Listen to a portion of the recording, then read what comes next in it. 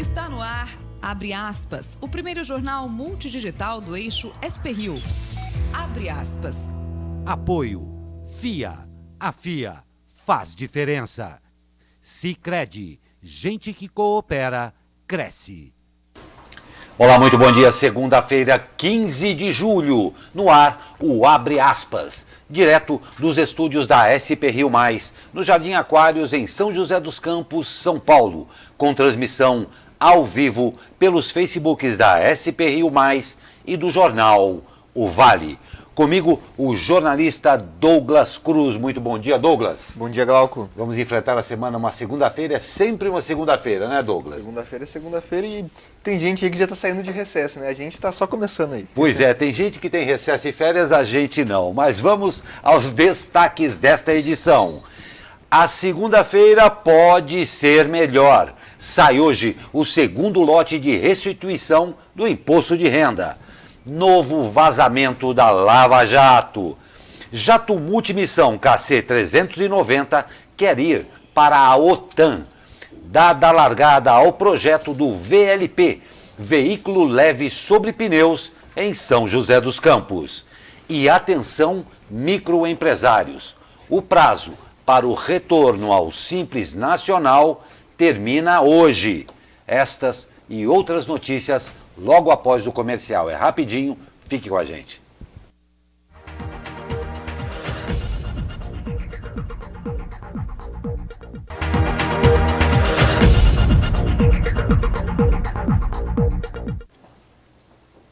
E a Receita Federal começa a pagar hoje o segundo lote de restituições do Imposto de Renda Pessoa Física 2019.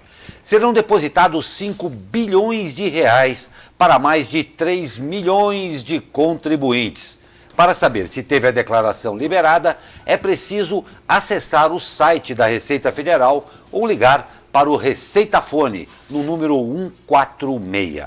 A Receita disponibiliza ainda aplicativo para tablets e smartphones para as consultas às declarações do imposto de renda e a situação cadastral do CPF. O dinheiro será depositado nas contas informadas na declaração e a restituição ficará disponível no banco durante um ano. O contribuinte que tem o direito e não receber a restituição deve ir a qualquer agência do Banco do Brasil. Você tem restituição e está feliz com a notícia da segunda-feira? Eu não tenho, Glauco, mas mais de 3 milhões de brasileiros vão ficar contentes aí, né? Bastante gente. Não tem dúvida. E eu vou falar para você, contentes, e muitos deles contando com esta restituição. Sim. Que os tempos estão difíceis. Então, números interessantes aqui, mais de 15 mil contribuintes são idosos acima de 80 anos. Então acima de 80 anos. Exatamente. Muito legal esse número, né? Não tem dúvida. Então, mais ainda o caso de se fazer necessária receber essa restituição. Não tem dúvida. E a semana deve ser mais calma em Brasília. Na última semana, antes do recesso dos deputados, a Câmara deixa a votação em segundo turno da reforma da Previdência para agosto. Para essa semana, os parlamentares devem apreciar os destaques com sugestões de mudanças ao texto base da nova lei de licitações que foi aprovado no dia 25 de junho. O projeto define um novo marco legal para a União, estados e municípios para a execução de obras e para a aquisição de bens e serviços. O texto substitui a Lei de Licitações, a Lei do Pregão e o regime diferenciado de contratações.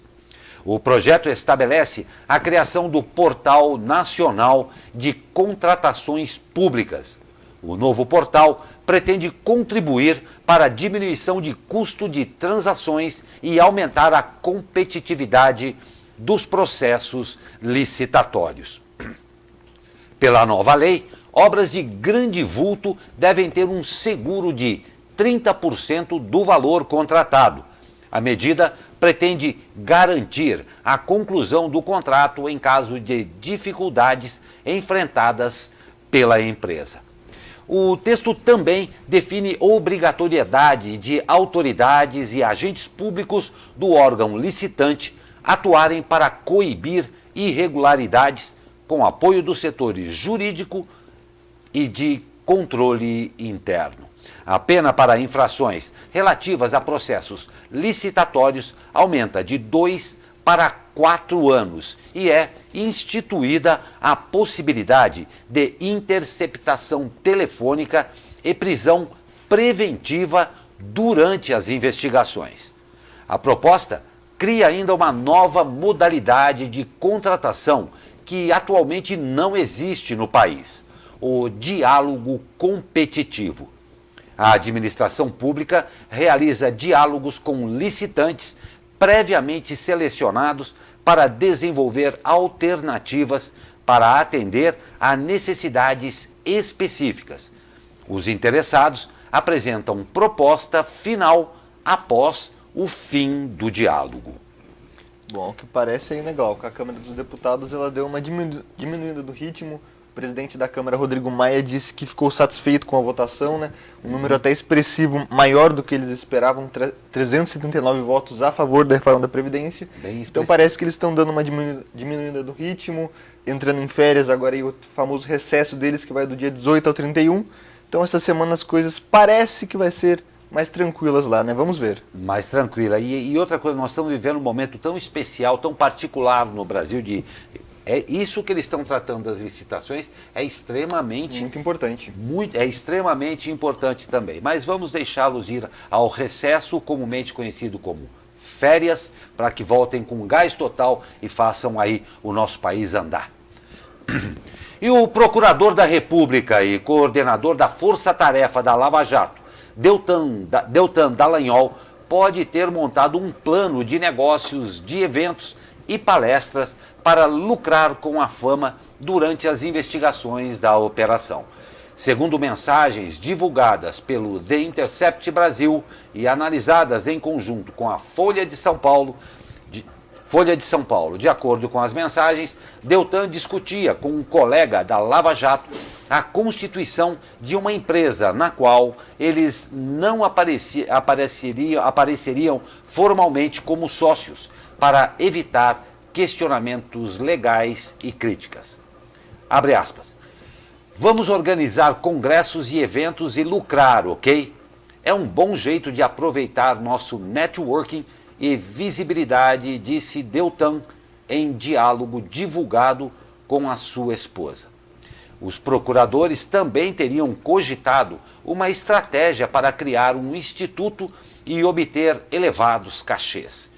Sempre que questionado sobre sua atividade como palestrante, Deltan enfatiza que sua atuação tem como objetivo promover a cidadania e que grande parte dos recursos é destinada a entidades filantrópicas ou de combate à corrupção. Em sua suposta conversa com colegas da Procuradoria, Dallagnol justificou suas atividades, dizendo que compensavam um prejuízo financeiro decorrente da Lava Jato, já que, após assumir a força-tarefa, não poderia mais fazer trabalhos extraordinários. Milhares de pessoas se reuniram ontem para a 22ª Parada LGBT de Brasília, no gramado do Congresso Nacional. Os organizadores estimam 150 mil pessoas presentes e a Secretaria de Segurança Pública do Distrito Federal informou que não vai divulgar estimativas. Pela primeira vez, a Parada LGBT de Brasília colheu informações e depoimentos sobre o atendimento desta população na rede pública de saúde, fazendo uma enquete sobre o acesso aos serviços e ao que chamam de preconceito institucional. E olha, atenção você, microempresário, tá? Termina hoje o prazo para que as micro e pequenas empresas excluídas do Simples Nacional solicitem retorno ao sistema. O Simples Nacional é um regime tributário que reúne em um único documento de arrecadação os principais tributos federais, estaduais, municipais e previdenciários relacionados às micro e pequenas empresas. Conforme a resolução, a possibilidade de retorno se aplica a negócios de pequeno porte que tenham sido retirados do sistema em 1º de janeiro de 2018. A outra condição é de que tenham aderido ao Programa Especial de Regularização Tributária e também que a empresa não apresente nenhuma das restrições previstas na Lei Complementar número 123. Os interessados podem acessar o portal da SP Rio Mais e conferir como realizar a inscrição no Simples Nacional. E mais um caso triste de acidente com aquecedores a gás. Os corpos da família encontrada morta em Santo André foram velados hoje na cidade de Mauá, na região do ABC. Os 4 integrantes da família foram encontrados mortos neste domingo.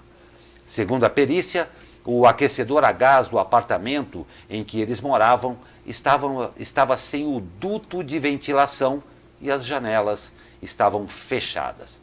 Uma medição feita pela polícia indicou que havia mais monóxido de carbono do que o tolerável no apartamento. A perícia também informou que no local não havia sinais de arrombamento ou violência. Que coisa triste, né, Douglas? Sim, é muito importante nesses casos frisar que não acontece de uma hora para outra, né? Vários sinais vão acontecendo. Por exemplo, familiares, né, dessa família relataram que pássaros que tinham no apartamento já tinham morrido. Então a família estava tendo já problemas e não está entendendo o que estava acontecendo na casa, com animais domésticos morrendo. E ela foi para os Estados Unidos, fez uma viagem, ficou aí um mês fora e voltou.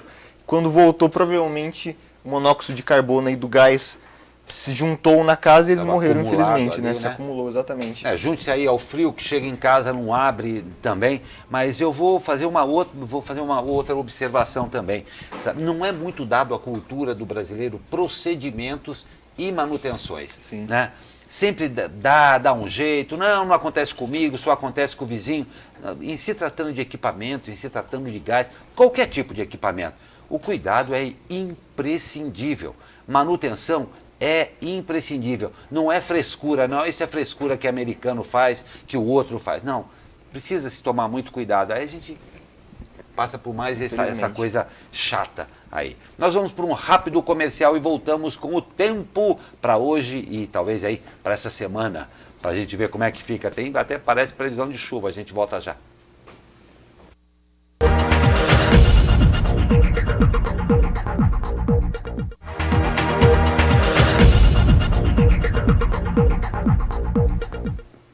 Pois é, a gente já teve a boa notícia aí da saída do segundo lote da restituição do imposto de renda. Vamos ver se ele tem melhores notícias para a gente também com relação ao tempo. Fala, meu amigo Caio Souza! Fala, Glauco Turzi, muito bom dia. A aproximação de uma frente fria deverá influenciar as condições do tempo aqui na nossa região. A segunda-feira começa com nevoeiro, né, em diversos trechos, mas já essa nebulosidade vai diminuir e o sol vai começar a brilhar. Na parte da tarde, as temperaturas devem chegar até os 25 graus no Vale do Paraíba, 24 na capital, 25 no litoral e 18 na Serra da Mantiqueira. Porém, na parte da tarde, né, por conta dessa aproximação de frente fria, os ventos podem soprar com intensidade moderada ou ocasionalmente forte. E quanto a isso, atenção redobrada no litoral norte, pois as maiores intensidades de vento estão previstas para lá, inclusive a travessia de balsas pode ficar prejudicada. No final da noite, há possibilidade sim de pancadas de chuva em todas as cidades aqui da nossa região. Já a terça-feira deverá ser de céu predominantemente nublado, com temperaturas em declínio e chuva a qualquer momento. Caio Souza, direto da Sala de Operações do Tempo Vale, para o jornal Abre Aspas. Obrigado, Caio Souza, obrigado a todo mundo aí do Tempo Vale. Realmente, parece que o tempinho aí vai virar. Então, deixa a blusinha tomando aquele vento, porque a partir de terça-feira parece que vem água e queda de temperatura. Exatamente, eu nem tirei a blusa, tá frio ainda. Tá certo. Olha só, canudos confeccionados em material plástico estão proibidos desde o último sábado em todo o estado de São Paulo. De acordo com a norma publicada no Diário Oficial do Estado, fica proibido o fornecimento do produto em hotéis, restaurantes, bares, padarias, clubes noturnos, salões de dança e eventos musicais de qualquer espécie, entre outros estabelecimentos comerciais. Ainda segundo a legislação, os canudos plásticos devem ser substituídos por canudos de papel reciclável, material comestível ou biodegradável, embalados individualmente em envelopes hermeticamente fechados, feitos do mesmo material.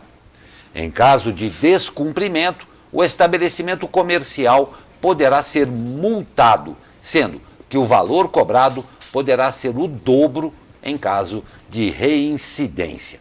Na capital paulista, a lei que proíbe o fornecimento de canudos de plástico está em vigor desde junho, mas com prazo de regulamentação de 180 dias.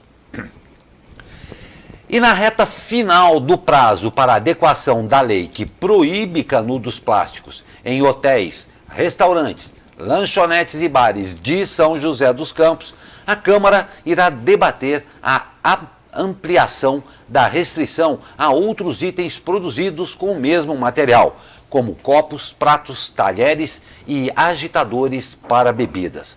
O projeto, apresentado pela vereadora Dulce Rita no fim de maio, já recebeu pareceres favoráveis das comissões de Justiça, de Economia e de Meio Ambiente e poderá ser votado após o recesso parlamentar.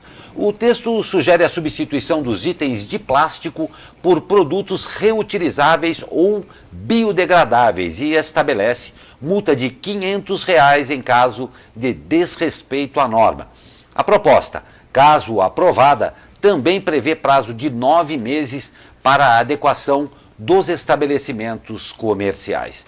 Para o presidente dos senhores, o Sindicato dos Hotéis, Restaurantes, Bares e Similares de São José dos Campos, Antônio Ferreira Júnior, a possível ampliação da lei vai prejudicar os empresários do setor. É interessante frisar, Glauco, que muitas pessoas se perguntam por que o canudo. Os ativistas defendem que o canudo e os plásticos, como um copinho de café, são a porta de entrada para conscientização, ou seja, não é o canudo que vai influenciar o meio ambiente a não é isso que vai acabar com o plástico no mundo. Mas, por exemplo, por ano, é estimado que os humanos gastem 275 milhões de toneladas, geram, quer dizer, 275 milhões de resíduos de plástico. Isso não é só o que vai para o oceano, isso vai para o aterro sanitário, ou seja, o canudo é uma porta de entrada para a conscientização. Por isso que muitas cidades litorâneas vêm fazendo isso, e não só cidades litorâneas, mas cidades como São José dos Campos também. Porque afinal o plástico não é só aquele que vai para o oceano, ele também gera gastos indo para o aterro sanitário.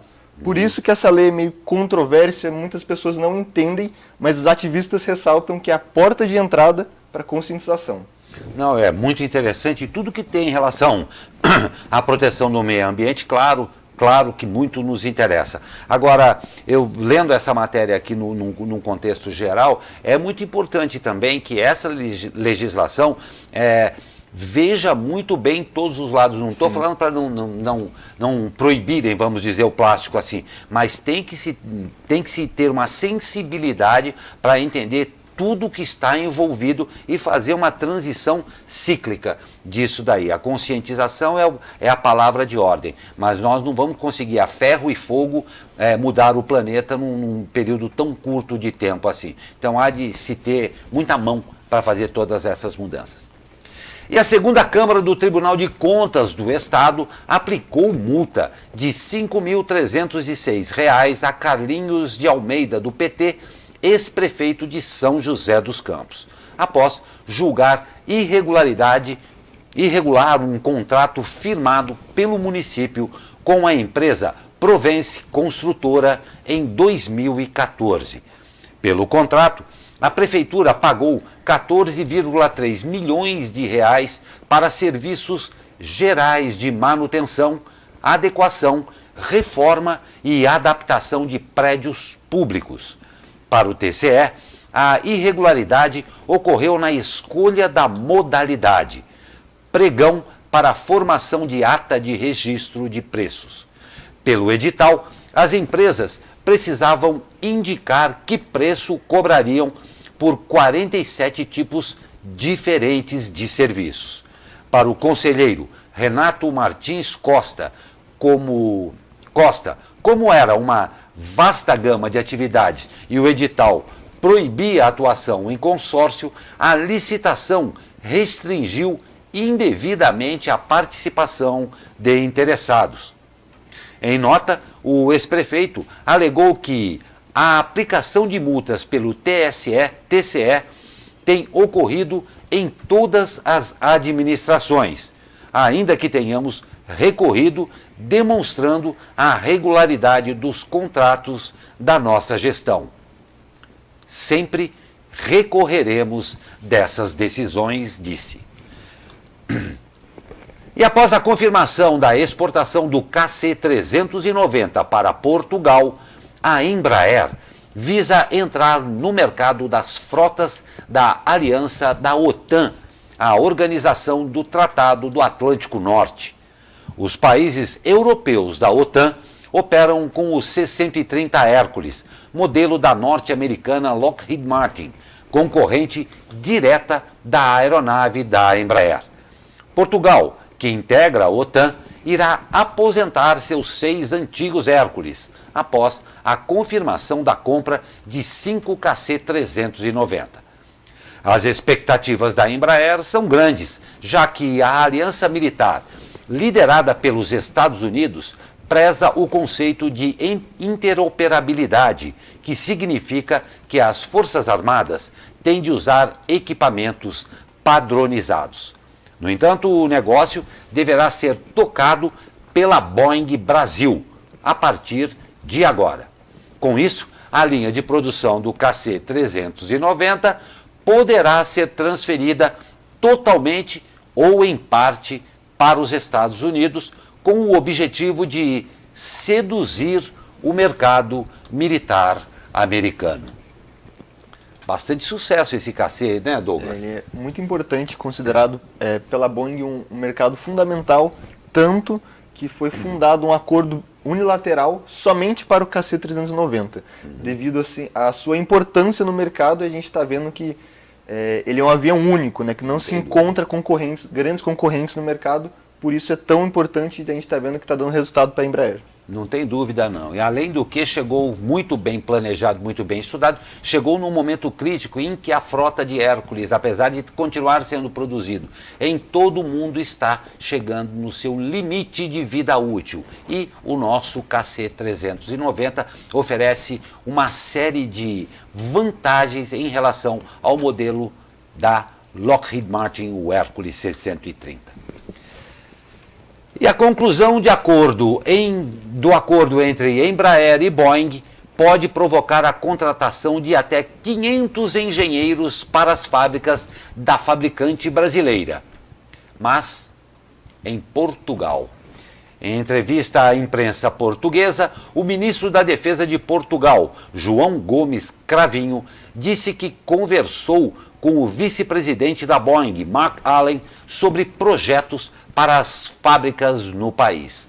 Segundo o ministro, Allen teria dito: queremos mais 500 engenheiros. Em Évora, a Ogma produz componentes para os aviões da fabricante. Demanda que deve aumentar após a fusão com a Boeing.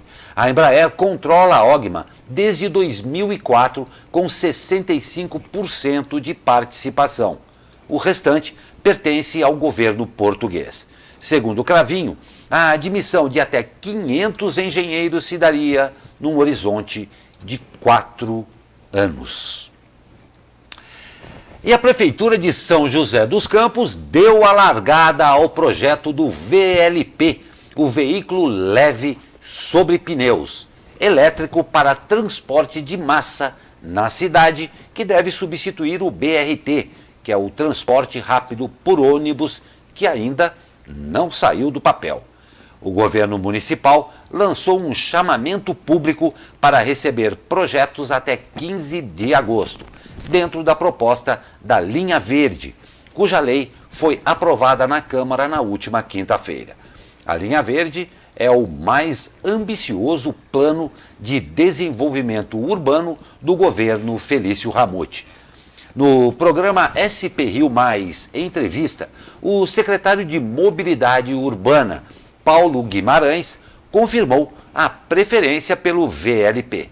E você, claro, pode conferir a entrevista na íntegra pelo nosso portal spriomais.com.br e, claro, deixar sua opinião. E é muito interessante que o Paulo Guimarães... Por que a Prefeitura está optando pelo VLP e não pelo BRT? Essas palavras diferentes... Acaba confundindo. O VLP é o veículo leve sobre pneus. Por que sobre pneus e não um trilho como o BRT? Porque o trilho acabou se mostrando inviável, porque o VLP é um veículo que pode entrar nas vias onde passam os carros, diferente do trilho, que teria que ser construído totalmente à parte das ruas. Por isso que o VLP acabou se mostrando aí uma modal de transporte mais viável para o atual momento aqui de São José dos Campos. Vamos ver quando que vai sair do papel, que promete ser uma obra muito interessante para a cidade. Não tenho a menor dúvida, e você falou muito bem, Douglas. Vamos ver se isto não fica no papel. Mas a gente crê sim que após essa aprovação e tudo mais, vai andar, porque o transporte público pede socorro e precisa de uma modernização. E a Grow, falando em transporte, né? E a Grow, detentora das marcas de micromobilidade Green e Yellow, olha que legal, anuncia redução de mais de 20% no preço do uso de patinetes elétricos das duas marcas em São José dos Campos. A partir de hoje, o usuário vai pagar R$ 2,20 pelo desbloqueio do equipamento, mais 40 centavos a cada minuto de uso nas viagens, observe bem, terminadas entre as 6 horas e as 9 horas e 59 minutos de segunda a sexta-feira, de 6 às 9h59 de segunda a sexta-feira. De acordo com a marca, a ação segue por tempo indeterminado e para visualizar detalhes sobre a operação, basta acessar os aplicativos da Green e da Yellow. Os patinetes estão disponíveis todos os dias da semana, das 6 da manhã às 22 horas, em um dos pontos privados dos parceiros. Bom, Glauco, essa iniciativa das empresas, na verdade, visa que os patinetes elétricos aqui em São José dos Campos, como é feito em São Paulo, sejam usados para transporte, para ir ao trabalho, para ir à escola, porque aqui em São José dos Campos a gente pode ver que o movimento dos patinetes é muito forte no fim de semana, para uma recreação, e de segunda a sexta-feira, nesse horário principalmente, é exatamente isso, para tentar que seja usado para o pessoal que está indo para o trabalho, para a escola, e não só no fim de semana, né? Vamos ver se vai dar certo. Não tem dúvida, e se der certo, que realmente é uma situação que não soluciona, mas ajuda e facilita muito a vida de... Só um lembrete, as leis estão aí em vigor e cuidado você andando de patinete, tá? Você não é um as da direção no patinete aí, nem sai atropelando as pessoas. Muito cuidado a utilizar esse meio de transporte, tá bom? Nós vamos para um rápido comercial e voltamos já. Fique com a gente.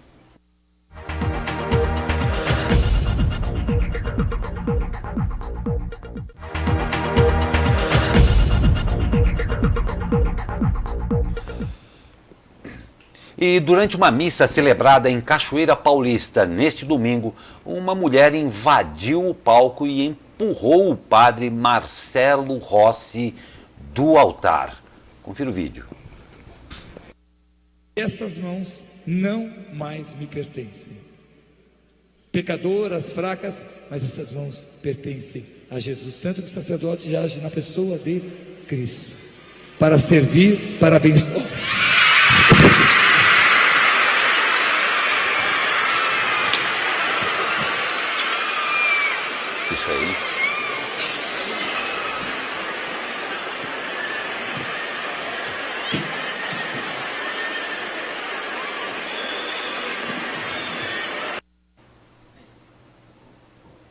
Pois é, um tremendo susto. O padre não se feriu e voltou ao palco para continuar a celebração. A mulher foi encaminhada à delegacia. A polícia foi informada que ela sofre de transtorno mental e teria saído do Rio de Janeiro para participar do evento religioso. Mais tarde, o padre Marcelo Rossi, após o susto, obviamente, afirmou que não vai registrar a agressão na delegacia. Canção nova, tô bem. Gravando. Canção nova, glória a Deus. Maria passou na frente, pisou na cabeça do serpente. Estou ótimo. PHN 2020. PHN 2020 vai ser o nosso lema. Maria passa na frente e pisa na cabeça da serpente. Fiquem tranquilos. Tudo bem. Perfeito. Só umas dorzinhas. Isso aí é normal. Não quebrou nada. Amém. Pois é, eu imagino o susto, porque deve ter sido um susto, tomar um empurrão e cair. A escada ali era meio alta, né? Bem alta, Graças a Deus não aconteceu nada com ele. Nem fale. E um adolescente que fugiu da unidade da Fundação Casa de São José dos Campos, na manhã de sábado, foi baleado em Jacareí. De acordo com a Polícia Militar, o jovem de 17 anos teria sido atingido por conta de desavenças em um ponto de tráfico. O jovem foi socorrido por moradores e levado à Santa Casa, onde passou por cirurgia. Até o momento, ninguém foi preso. A Fundação Casa confirmou que outro adolescente fugiu da unidade no sábado e ainda não foi recapturado. E um forte terremoto atingiu a província de Maluku Norte, na Indonésia, ontem, causando pânico em várias cidades e aldeias. Até o momento, não há relatos de vítimas ou danos. O Serviço Geológico dos Estados Unidos disse que o terremoto de magnitude 7,3 foi centrado a 166 quilômetros a sudeste de Ternate, a capital da província, a uma profundidade de 10 quilômetros. A Agência Nacional de Desastres da Indonésia disse que o terremoto não tem nenhum potencial para causar um tsunami. E é claro que eu falei vítimas ou danos, não há relatos, danos mais graves como vítimas, tá ok? E ontem a França comemorou o Dia da Bastilha, festa nacional para lembrar a tomada, claro, da Bastilha ocorrida em 1789 e que é considerada o marco inicial da Revolução Francesa, que encerrou com a monarquia no país. Porém, após o desfile militar, dezenas de manifestantes do movimento dos coletes amarelos tentaram criar obstáculos e queimar lixo na famosa Avenida Champs-Élysées. A polícia dispersou os manifestantes com gás lacrimogêneos. Alguns deles estavam, claro, encapuzados. 180 pessoas foram detidas pela polícia parisiense. E depois de 11 dias de competições, os Jogos Regionais de São Sebastião e Ilhabela chegaram ao fim. Confira a matéria com o jornalista que hoje me acompanha aqui, Douglas Cruz. Durante os 11 dias de jogos regionais aqui em São Sebastião e Ilhabela, 40 cidades estiveram presentes em busca do tão esperado título de campeã dos jogos regionais. Porém, apenas uma cidade sagrou-se campeã. Confira na reportagem. A cidade de São José dos Campos, mais uma vez, foi a grande campeã, com 356 pontos, seguida por Mogi das Cruzes e Pindamonhangaba. Destaque também para uma das cidades sede. São Sebastião fechou os jogos regionais na 7ª colocação. Então está sendo muito gratificante, o pessoal se dedicou muito, treinou muito durante o ano inteiro. Então só tenho a agradecer e parabenizar os nossos atletas sebastianenses pela dedicação e pelo empenho aqui nos jogos regionais.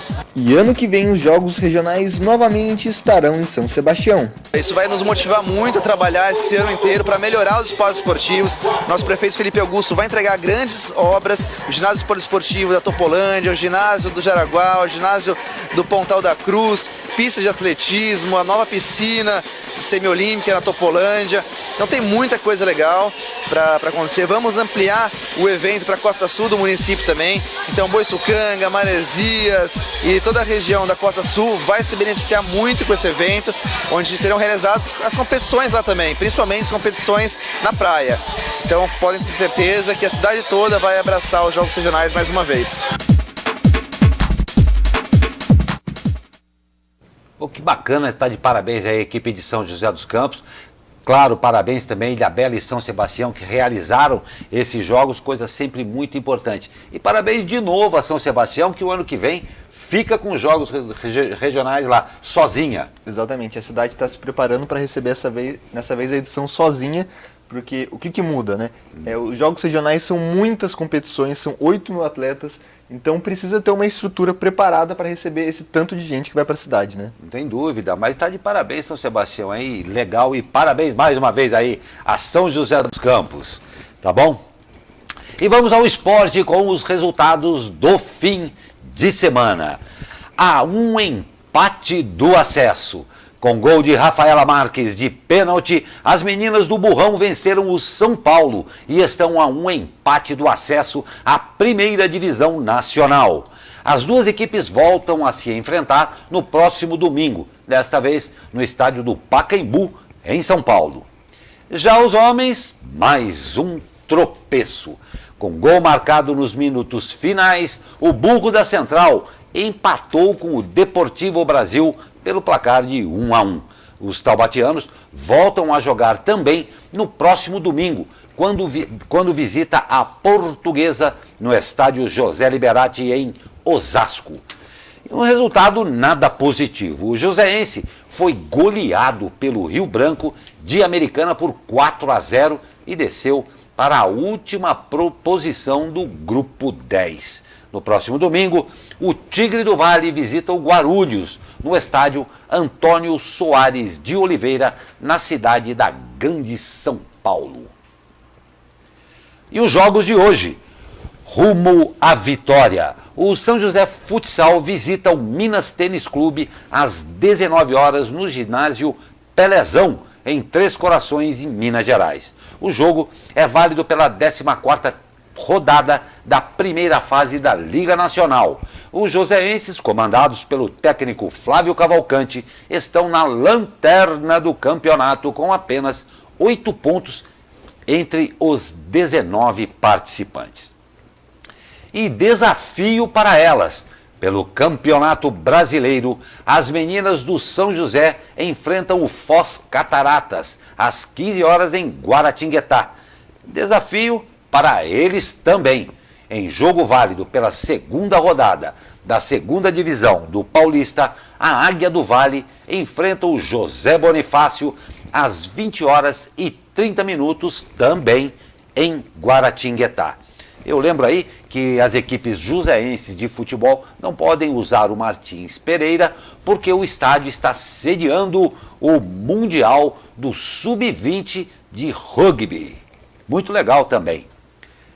Pois é, Douglas, estamos chegando ao fim dessa edição de segunda-feira. Trouxemos boa notícia aqui da restituição do imposto de renda aí para algumas pessoas.